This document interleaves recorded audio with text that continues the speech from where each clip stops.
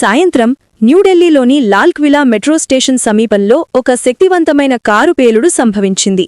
Delhi police commissioner Satish Golcha మీడియాతో మాట్లాడుతూ, సాయంత్రం 6:52 గంటల ప్రాంతంలో నెమ్మదిగా వెడుతున్న వాహనం రెడ్ లైట్ వద్ద ఆగిపోయిందని, ఆ వాహనంలో పేలుడు సంభవించిందని అన్నారు. పేలుడు కారణంగా సమీపంలోని వాహనాలు కూడా దెబ్బతిన్నాయని ఆయన తెలిపారు. ఈ సంఘటనలో కొంతమంది మరణించారని, మరికొందరు గాయపడ్డారని పోలీస్ కమిషనర్ తెలిపారు. ఆకాశవాణి న్యూస్తో మాట్లాడుతూ, సాయంత్రం 6:55 ప్రాంతంలో ఈ సంఘటన గురించి తమకు కాల్ వచ్చిందని ఢిల్లీ ఫైర్ సర్వీస్ తెలిపింది. మంటలను అదుపు చేయడానికి 7 అగ్నిమాపక దళాలను సంఘటనా స్థలానికి పంపినట్లు తెలిపింది.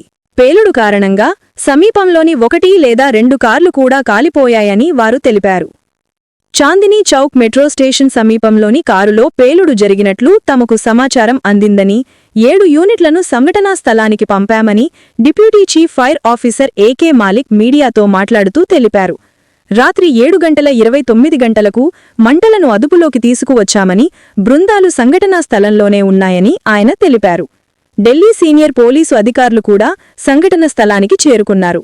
ఇదిలా ఉండగా, పేలుడు తర్వాత అనేక మంది క్షతగాత్రులను లోక్ నాయక్ జయప్రకాష్ ఎల్ఎన్జేపీ ఆసుపత్రికి తీసుకువచ్చారని, గాయపడిన అనేక మందిని ఆసుపత్రికి తరలించారని వార్తా సంస్థ ఏఎన్ఐ వర్గాలను ఉటంకిస్తూ తెలిపింది.